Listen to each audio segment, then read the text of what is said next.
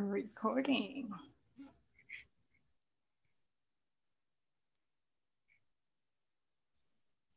All right. Hello, collective. Hello.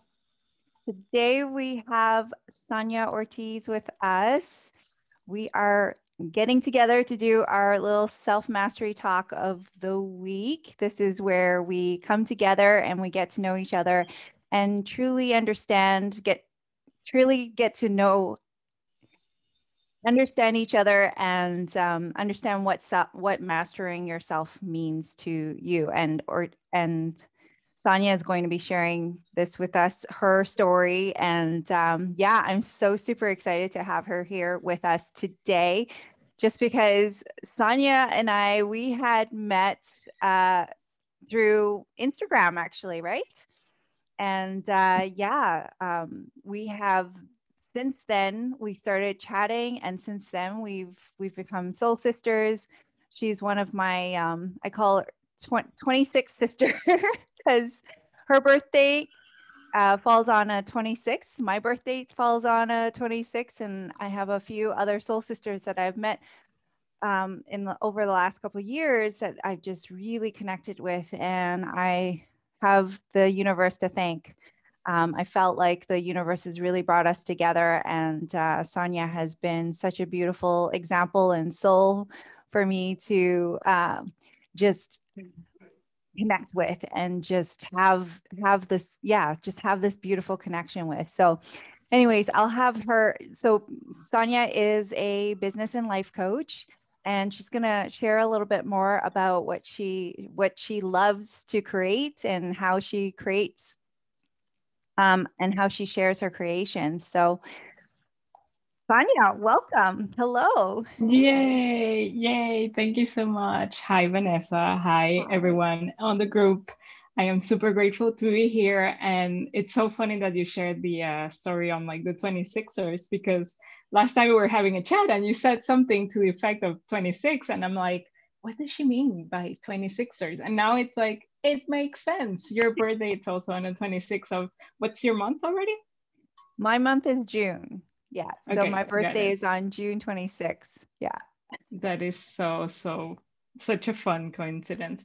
So yeah, we Right? definitely met through like Instagram, super like random. I think like I had been I started listening to the Life Coach School podcast, Yes. and I was like super obsessed with the content, and I was like, oh my God, I need to learn everything. And in the hashtags, I saw that you posted when you first enroll or something like that.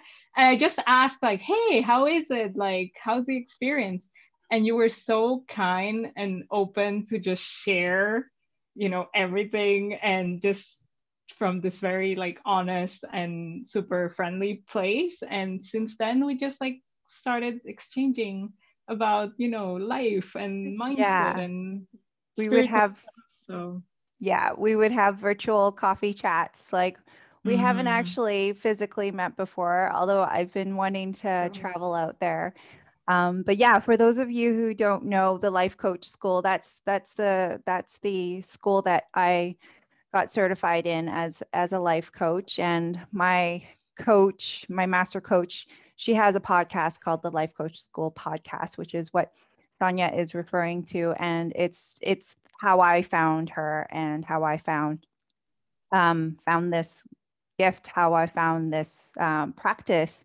So I have, yeah, and I love that it brought us together, Sonia and I together. So neat, right? Exactly. Yeah. So now Ex- we just geek out about life and coaching and just, yeah, we go deep. We love our conversations, right? We will go deep. So let's let's go deep today. Let's talk about self yeah. mastery. So tell us a little bit, like what do you enjoy creating, and in what ways do you share your creations? Yeah. Okay. So right now I am a business owner. I have two businesses with my husband. One of them it's a camper van rental business here in Montreal, and so it's basically like mini camper vans that we rent for people who want to travel, across Canada, maybe to go see potential friends in in like British Columbia. I'm in Vancouver. Quebec. Yes. I know. I'm in Quebec right now, and we also have another business with my husband. We sell vinyl records because we're total music geeks. And it started off really very much as a passion. It's like, oh, we have too many records in our collection. Let's Yes. try selling them. And then it became this like very fun business, and now it's growing. And so that's for the business part. And as a life coach, I just really enjoy teaching people the tools of Mm-hmm. self mastery. And really, I think for me it all comes down to understanding how our thoughts and our feelings, getting all like the emotional intelligence aspect and getting to know our Mm-hmm. brains. For me, that's basically what self mastery it's all about. And I think it's one of those skills that once you learn it, it can just help you with all kinds of, in so many areas of your life. It can really help you achieve any goal. And that's why I really like those coaching tools. Yeah. So what would you say is like the most impactful tool that you have learned about your brain? Hmm. Let's see. Oh my God, there's so many. But I think I would say it would be like a combination of the cognitive type coaching. That's precisely what's taught at the life coach school. Yeah. But I was introduced to that kind of framework the first time I went to therapy. I Mhm. almost like, I can say I entered this world of like coaching and spirituality and all these things because I used to suffer from very, very like disruptive anxiety to the point Mhm. that I couldn't really function properly in life. And so I was exposed first to like cognitive behavioral therapy, Yeah. and just seeing, the first time my therapist gave me like a chart with like a thought and then a feeling, and they're not the same thing. And I was like, what? And Yeah. then like Brooke Castillo, the life coach school, brings kind of like that framework to a whole new level. And I was Yes. just like, whoa. For me, like the cognitive type tools, how our voices in our head Yeah. just determine everything, that just blows my mind. Yeah, right. So I mean, how did it first shift for you? Because yeah, you were in therapy and you had a lot of anxiety. So in what ways did it help you? Mm, I would say like the therapy at first, like I really use it to like go from, I mean, I'm very open, I share all these things, but I am I'm an immigrant. I came to Canada from Venezuela when I was 14. And part of the anxiety that I was going through was Mhm. me, basically my brain was still thinking as if I was still living in Venezuela, which is a very dangerous country. So I would be here even after like 10 years of being in Montreal in Canada, a very safe country. I would be super afraid to go out by myself, to like take the metro Yeah. by myself, to go out at night. And of course, that's very like, it's not cool, especially in Canada in winter. It's dark at like 4 p.m. like Yeah. today. So it was just like super, super disruptive. So I think the first time kind of like cognitive tools, when I started using them, it I just went from constantly feeling like I was like going to be attacked at any moment to just Hmm. like neutralizing everything. And Yeah. that was kind of like the first layer. And then as I started kind of like feeling more like grounded, more like neutral at least, that's when I discovered coaching. And the principle was just like, yeah, and now you can also use your thoughts to like propel you into like a new Hmm. direction or to achieve a goal. And so yeah, I was like totally mind blown. But for me, it was like that first level was just like neutralizing my fear as an immigrant. And so Yes. that was like the biggest win at the beginning. And now Yes. it's all about kind of like building my business, things like that. Yeah, right. Now it's about using it to create results that you want to see in your life, right? Whereas before it's really about, yeah, like leveling you up and grounding you, right? Yeah, Yolanda shared, for me, the work Byron Katie was transformational. Yes. Okay. So I actually found, personally, I found Byron Katie's work first, and then I stumbled upon Brooke Castillo's work. And Brooke Castillo herself is just like obsessed with Byron Katie. So it totally makes Yes. sense. But yeah, Yes, Byron I Katie was definitely also the see one. the. Yeah, like she was the one that for me just started learning about like questioning my thoughts and really understanding, Mhm. oh, actually, yeah, it's not true. Like it's, Mhm. yeah, really kind of going in. And I love that. I love that like our mind is a tool that we get to carry with us everywhere, right? And Totally. usually at that, most of the time it's like, okay, let's just I'm feeling anxiety, and you can make that choice, you can make that switch with Mhm. without having to put anything in your body, without having to, well, that's if you are like functional, right? Like Mhm. you have functional like capabilities, right? Because I remember when I used to be depressed, it was like, yeah, like I just couldn't get out of bed, whatnot, Mhm. right? And there's no way you were going to tell me to change my thoughts and then Mhm. change my thoughts, right? So Yeah, it takes like a gradual process. Like it's a yeah, journey. totally, right? So can you tell me a little bit more about, yeah, so you are an immigrant, and how does that actually empowered you to show up for others with your story? Mhm. Yeah, yeah, it's really funny. Like I think like identity, it's one of those topics that's like so personal, right? Like for there were many years where I was here and I mean, I was aware of my culture. I was aware of like how I speak three languages every single day because my husband is Quebecois, so I speak French with him. Mm-hmm. And then I would have my friends who are more like Anglophone, and then my family. So I mean, culture and all these things were always like very, very present. But you go through some years where you're like, oh, I'm not really thinking about my culture or whatever. But this Yes. past year, I would say, like, I really just I would say I went deeper. I think a lot of people went really deep with like the Yes. pandemic and having a lot Yes. of time and space to reflect about the big questions of life. And yeah, I just noticed like all the ways in which I look back and I always saw kind of like how my cultural identity and all these things have always been an integral part of my journey. And so yeah, I decided to really like make sense of them. And I Mm-hmm. mean, one of the results that came out of that process, which I mean, it had been ongoing for a while, but one of the results that came from that process was my decision to shift my marketing, let's say my niche in my life Mm-hmm. coaching business towards really speaking more directly to first and second generation immigrants. And also because when I look back at all the clients I've had, they have always been multicultural kids like Yes. I am. So Yes. and I started seeing some similar patterns. And so I was just like, yeah, I think I want to be bolder and be more specific and really Yes. speak to like that niche.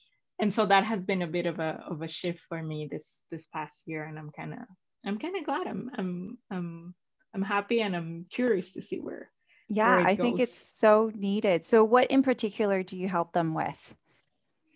I would say most of my clients tend to have very like perfectionistic tendencies. Mm-hmm. So, and I think it's very natural. Like for many immigrants, Mm-hmm. it's like you grow up, especially if kind of like me, I'm more of like 1.5 generation. I came here when I was like 14. Um, you have all this memory of like you have to work really hard, which was true. It's Yes. kind of like you have to learn the new language, so you have to like Yeah. it's like learn quickly, go do all these things, have to kind of like hustle to survive and adapt. And that can be again a beautiful thing. It can be very you know, we are very strong, we're very resilient. But once again, the problem, you know, the it becomes more problematic when it's been years since you like, Yes. you know, adapted and moved, but you still feel like that I'm, rushiness of like, I have to yeah. like keep proving things. Do Yes. you relate? Yes, I completely relate. Yeah, so I'm second generation. And so I just remember being in school. I was in English as a second language classes. And yeah, right away, it's like my brain kind of created a box for myself to say, okay, I've got to stay within this box, which is where the perfectionism comes in, right? Just so that I don't seem different, right? Just so that I can blend in and really yeah, be approved and accepted by everybody. Mm-hmm. But I never realized that I ended up carrying that with me into adulthood, right? And so Mm-hmm. because you're not taught to question your beliefs and question the things that you have learned, right? So Exactly. yeah, I Exactly. totally resonate with that. And yeah, so it's so needed for sure. And you can relate, right? And I think that's so key. And it's so useful for someone to have someone who has that history and can relate to the different scenarios, right?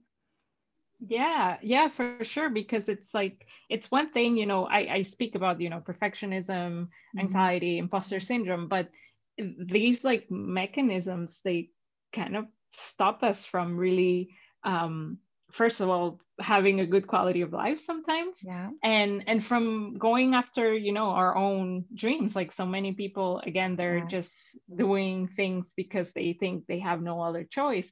And so I specifically kind of coach around the topic of like career and like workplace Hmm. stress and like conflict and things like that. But I also like working with people who have entrepreneurial tendencies, because Hmm. that's one of my tendencies too. I think that even if um, I'm always like, even if you like your job, I'm like, I still think you should have a side hustle because it's really fun, because it teaches you like to Oh put in yeah, practice so much of like the concepts. So I'm totally. also a Yeah. bit of like business coaching as well. Yeah, love it. Well, and that's the thing. I think we all, even if we are in a 9 to 5, I think there is some other kind of creator in us, Mm-hmm. creative tendency in us, that we want to be able to express, right? If we are not able to express it within our 9 to 5 jobs, right? So, I mean, I used to have a 9 to 5 job, and yeah, like I was very like choosy, and because I knew I was a creative, and I was like, you know what, I'm going to pick a creative profession where I got to express a lot of my creativity. But even then, outside of that, I still wanted to do a lot of other hobby projects outside of that, Mm-hmm. right? So I think naturally we all want to kind of, I feel like being an entrepreneur has really kind of connect me to my spiritual journey, right? It's really about like really understanding and learning how to show up as yourself authentically, right? Whereas Mm-hmm.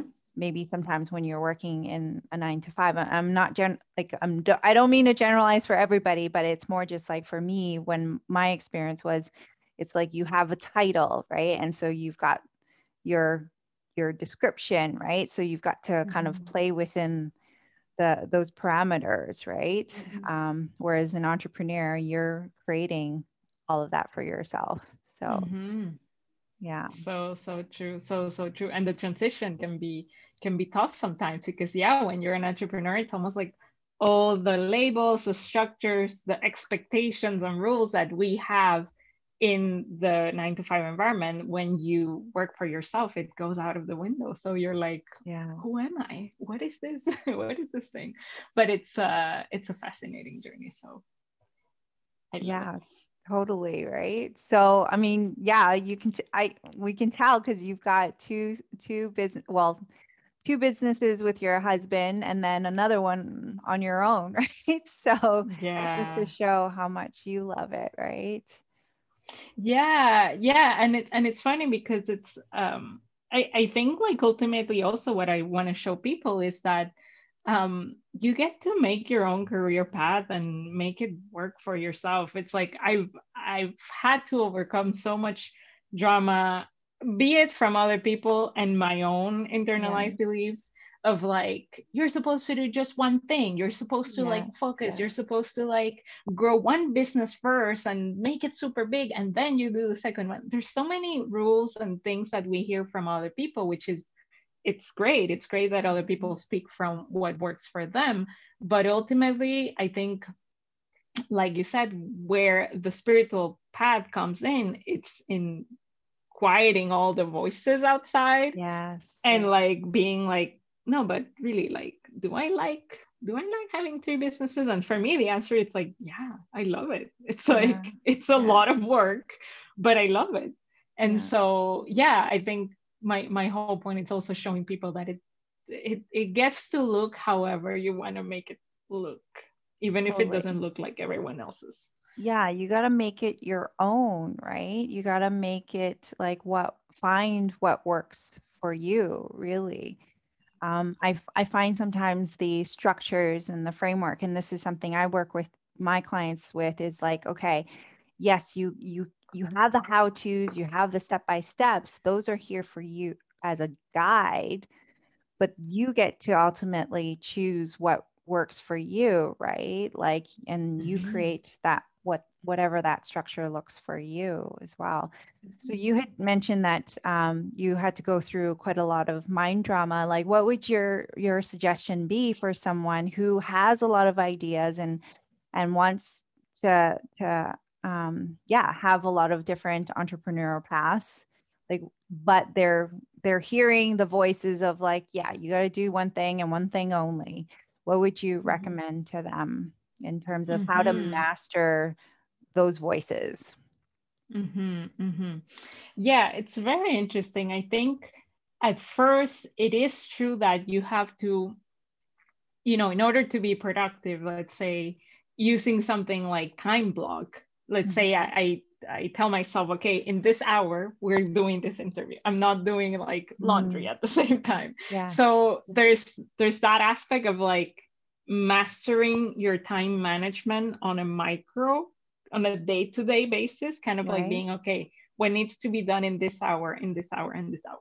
Now, of course, yes, there is something to be said that you probably need some time at least to grow a business up to a certain point before you move to the next one. But again, it's such a like arbitrary thing. It's not like there's no rule that says like, oh, work like 2 months on the first business before jumping in the second one. It's just, I think it ultimately comes down to kind of like day-to-day time management and also having Yes. realistic expectations. Like I Yes. think the trade-off from having, let's say, multiple projects and multiple businesses is that you like I can't expect to go like scale to like beyond with three businesses, but I'm okay with that. Kind of like Yes. I'm good with the idea that it's like, okay, yeah, it's you have to be aware of the trade-off. That's what I mean Right. too, and that comes with like that honesty. And for me, and the question I also often discuss with my husband is like, okay, are we here to just like scale and make money as quickly as possible, or do we want to explore other things before? And we're Right. constantly talking. We might Yeah. get to a point where we're like, we just want to make like a lot of money, and we would like change our strategy. Yeah. But Yeah. if the strategy is just to kind of like keep having fun, then we try to keep having fun. So yeah, understanding trade-offs and managing your day-to-day time time skills, that would be Yeah. very I very love key if you're that. multi-passionate. Right. And I think that it always goes back to the purpose, right? Or your hard why, what I call the hard why. Um, just really honoring kind of why is it that you're doing this? Is it, and is it actually creating that for yourself, right? And I think you had mentioned time management is key. And I swear before I started my coaching practice, yeah, I hated the calendar. Like I hated following the calendar because it was like, I'm a creative and I like to be flexible, right? Like I like to have to like stop when I stop, start when I start, right? And it's nice, but now like like I live by my calendar, not to a T, but it is again another form of structure that provides me that guidance so that I don't have to plan and like use my energy in a way of like exhausting myself with drama and all that, right?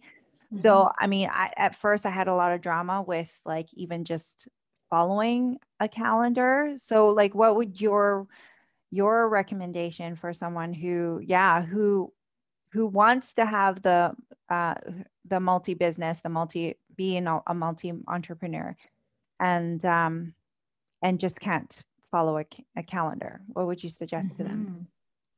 Mm-hmm. Hmm.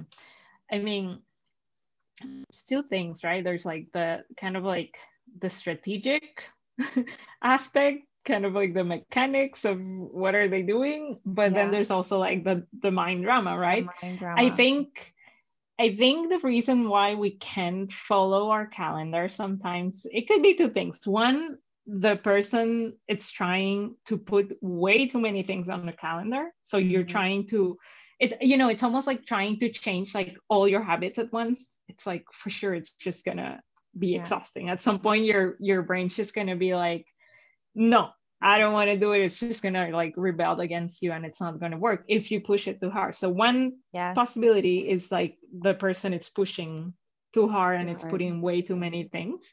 And the second one has to do with mindset and having the habit of always believing our thoughts or excuses or our objections, and that is practice. It's really practice. I was just laughing. I did a workout today and like at noon, and I was just so surprised. I'm like, I've been working out for years and my brain's still like, are you sure that we Yes. need to work? It's like, are you sure we need to work out? Like, do you think like, don't you think we should be doing something else? And I'm like, wow, it's been years and still trying to present Right. to me different objections and excuses. But where the mindset work, and that's working with a coach or with a therapist, helps is to detach yourself from the Hmm. thoughts so that you're not constantly having an excuse and automatically buying into them. So Yes. it's that would be my answer, the two approaches. Yeah, right. And it's so interesting, right? So I'm going to share with you like, we all like sorry, Sonia and I, we are constantly doing thought work. We're constantly doing this work and yet we are still not going to honor our schedule. Sometimes the fear brain will show up and we will give in to it. But this is where like compassion comes in, right? Like this is what self-mastery is all about. It is a practice. It is a journey. It doesn't, there is no destination. There is no like end to this, right? What would you say about your self-mastery journey? Totally. It's so far from being done because I Mhm. think I think humans really learn through repetition. And so what I have found in my life ever since I discovered this mindset work and emotional mastery, emotional intelligence work is that um it's almost like a lesson will keep coming back to you in different ways, and each time you get to like integrate a new different version of it. So I think there's no end to this, and I think some people sometimes may, I mean, some people may hear that and be discouraged, but I find that personally like reassuring because it's like Yes. I don't have to be in a hurry anymore. Like I don't have to be in a hurry to get there, because as soon as I get there, my brain's just gonna create another goal, another like benchmark, another to do, another Yeah. another thing. So when I see that, I'm like, it's like there's no hurry really. I Yeah. mean, unless the hurry that we build for ourselves and the deadline that we build for ourselves Yeah, when we choose to do exactly. so.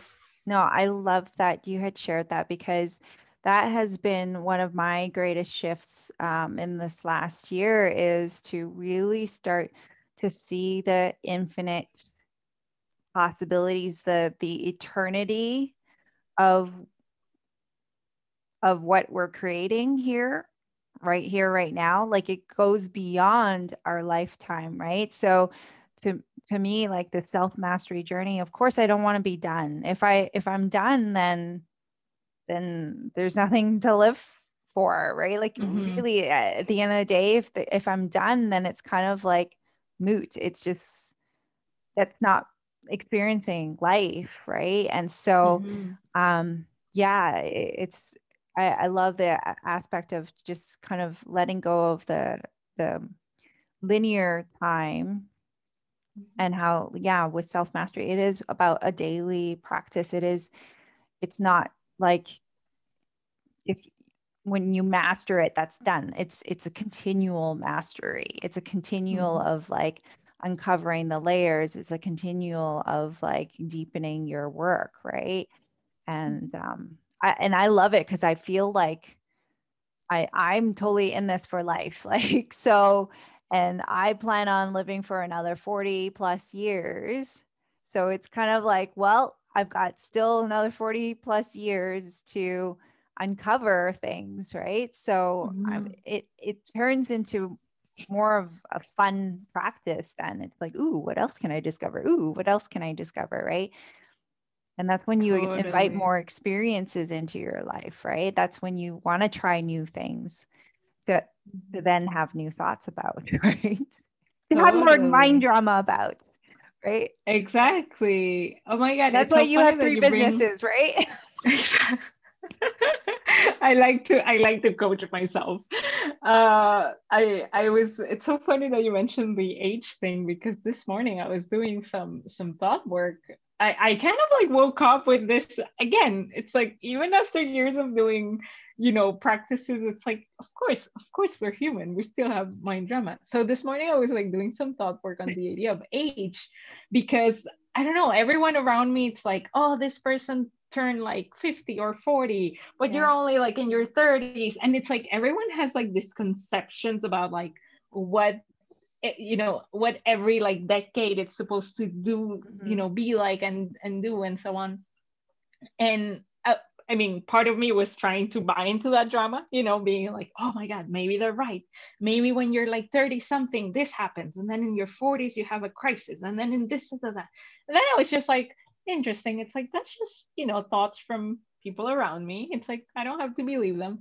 And then the thought that came kind of like, if we can say from my higher self, it was just a thought like, if you have these tools, like, then there's nothing to fear. Like, as long as you Yeah. know how to drive the vehicle of your brain and your body and your emotions, it's like you're going to be good, regardless of your age.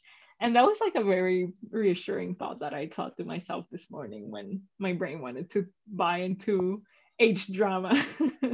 And I was just like, if anything, it's going to get better, because, Yeah. more repetition and more um yeah, more insight, and more compassion too. That's Yeah. huge too. It's like, you Yeah. make a mistake, it's like, that's okay. Yeah.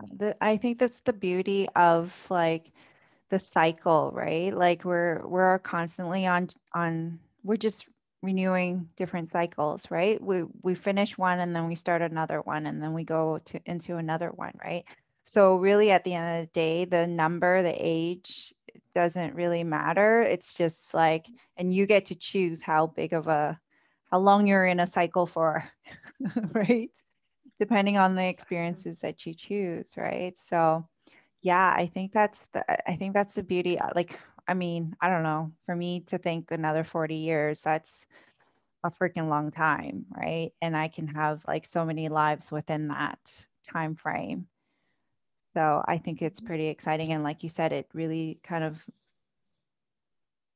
just brings in the sense of like there is so much time. I don't Mhm. know. What are your thoughts on this collective?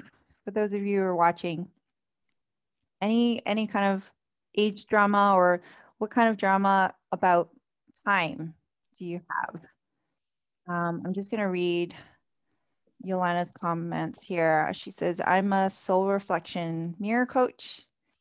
I guide people through the form of conceptual world inner journey. Love that.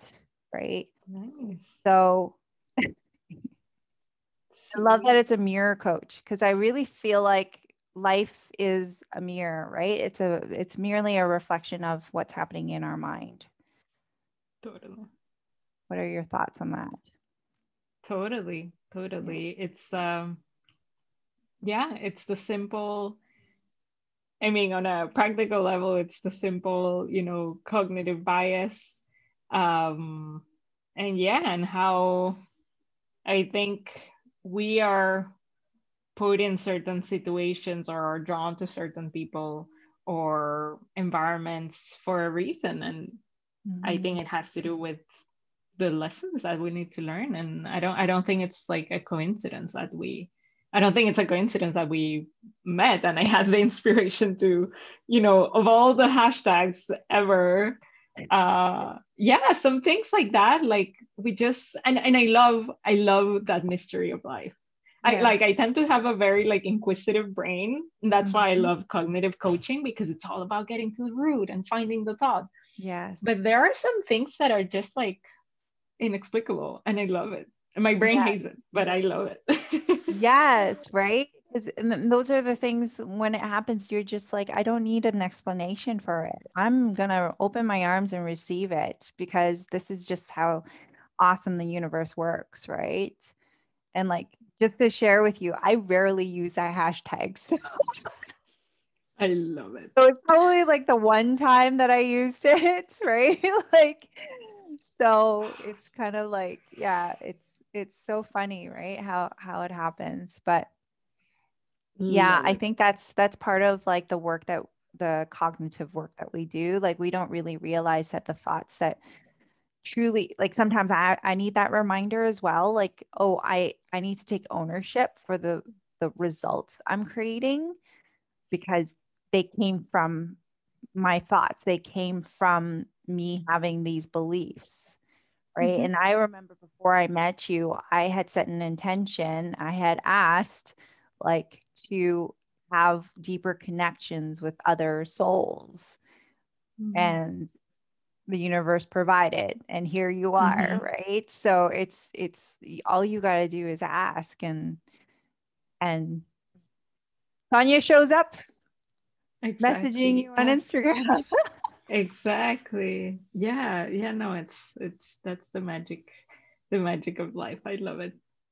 So let's kind of wrap this up. I think for me, like, I mean, what would you say is the one thing that you would, I guess, that you would want to share, if you were to share one thing that you learned in your own self-mastery journey? What is like the one lesson that you can share with our group? Hmm. I think it would be along the lines of feel like be playful with your own mind. I Mm, think having the attitude of playfulness, it yes. has been such a big shift for me.